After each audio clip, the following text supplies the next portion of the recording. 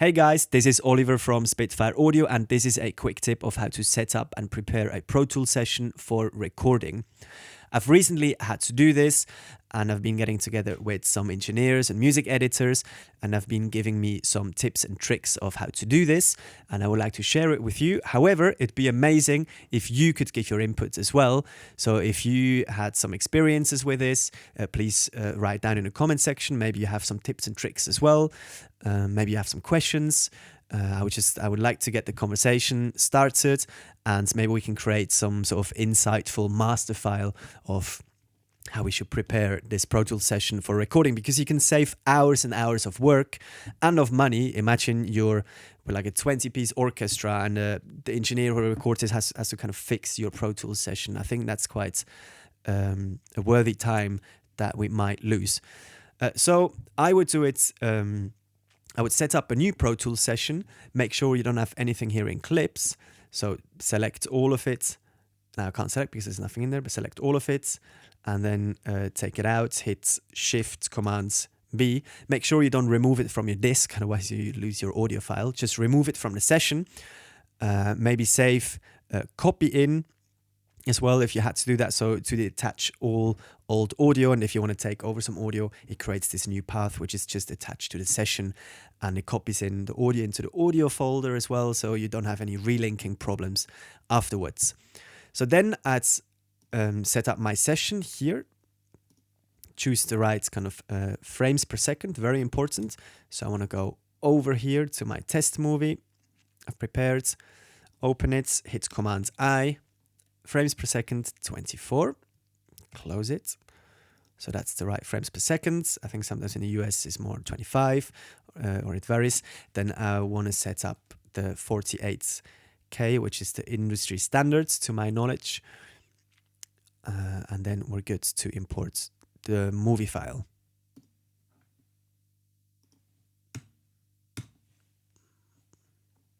I want it at the start of the session, bar 1. Import. Save the audio files in the right folder as well. Next up, I want to sync the time codes with the time codes of Pro Tools. So here I'm also gonna show my sub counter. So here I have the sub counter. In this case, it's right, the time code.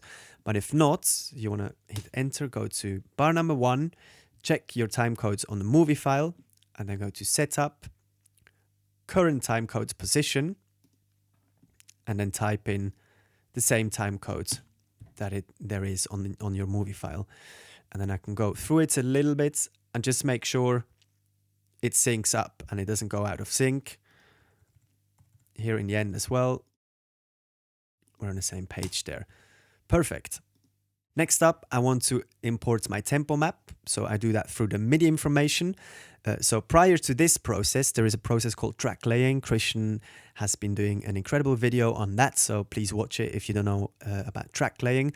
And you also want to export the MIDI information, meaning you get the key change, or not key changes, you get the time signature changes and the tempo all exported as well. And then you want to import this into your session here. Playback MIDI. And then I'd recommend to export your MIDI information and your playback stems from bar number 1 always, and then start recording the music from bar number 5. It's an industry standard as well, so you don't want to start recording in minus bars. And then you want to give this information. I always give the information to the MIDI file. What is the time code on your bar number 1? This one is cue number 3, I believe.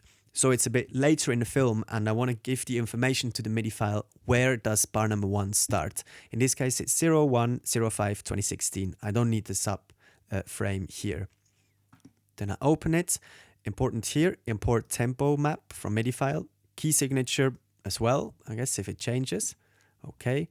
And then time codes 01/05/2016. Okay. Now if I zoom in here, my bar number 1 here is 01/05/2016, and that's perfect. Then I want to match up the time, so it's 85, my beats per minute. I want obviously the count in also to be 85 and not 120, otherwise the player gets a little confused. 85. Cool. Then I can delete all my MIDI information. So I don't want the session to be crowded. I want it to be nice and neat. Go here, select unused, and then hit Command Shift B, remove. Next up, I would want to import my stems, import audio, and the click print as well. So it's quite important in whatever DAW you operate, make an export of your click, so it's absolutely sure that it stays in sync with your playbacks. Add all, done. Then you want the selection, make sure you've selected your bar number 1 here, and then hit OK. And there it is, all your stems. And then I would want to create a click track as well. And there you can double check as well whether everything matches up. Make sure that you don't use like some sort of cowbell or so as a click, unless the musician is asking for it. Otherwise, I recommend here classic MCP or MPC, sorry, but unaccented. So now we hear both. This is the click from Pro Tools, my print click. Matching up, wonderful. And my piece of music, my playback stems are starting at bar number 5. That's also perfect. Cool, now we just need to do a bit of general housework. I would recommend to have a bit counter up here, and then here is already bar and beat. If not, you can change it here on that little triangle, bar beat. And it's for the players or the conductor to not get lost in case it's a little bit more of a complicated time signature. Then you want to have the sub counter here. I've showed you that already for the guys in the control room to make sure that you're synced up with the picture at all times. And then there's a couple of other things. Some engineers said they like to work with punch record, meaning if your DAW is playing, you can just punch in and record while it's playing. Others said it's not very useful, but it's a small thing. Be interesting to know how you work, how you feel. But you can change that with Control click.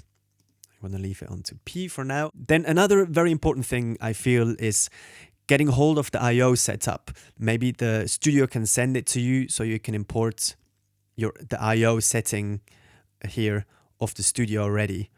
And that'd be fabulous. So then everything kind of plays out at the right output, etc. Then next, I would say a bit of color. So maybe have the print click always the same color in case it needs to be muted. Make the click print, for example, always yellow. If you have a bigger session, maybe have the strings always blue, the piano always green, whatever you want to choose. Just keep consistency and maybe make some groups as well. So let's say I want to put maybe the piano and the strings in a group. I hit Command G and then I say piano and strings. Okay, just so the grouping makes sense. If the player asks, can I please have all the strings muted, or can I have all the piano muted, etc. It's just handy kind of shortcuts. So in the end, you just want to double and triple check. Does the music line up with the click track, with the playback stems? Does the time code line up with the time code of the video? And then just save your session with the correct cue name and put it in an organized kind of folder that you will then deliver to the engineer or to the studio. So I hope you can add to this. Maybe you have some other tips and tricks where you find it's useful, maybe some shortcuts. And I'm looking forward to hearing and seeing your thoughts and inputs. Thank you very much for watching and listening. Take care. Bye-bye.